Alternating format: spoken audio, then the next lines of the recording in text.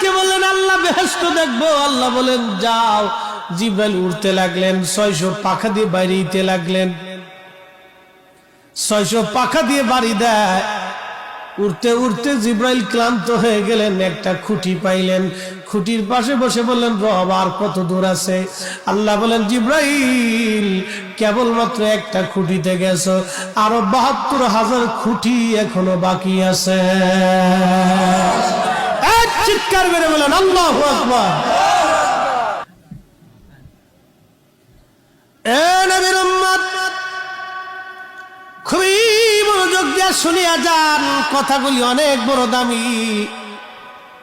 আহা, পৃথিবী থেকে একদিন আমরা সবাই কবরে চলে যাব, একেবারে খালি হাতে চলে যাব, শূন্য হাতে, কিছুই নিতে পারবো না আমরা। সবাই তো চলে যাওয়া লাগবে, অতএব কি নিতে হবে? আল্লাহ কোরআনে বলে দিলেন ইন্নাল্লাযী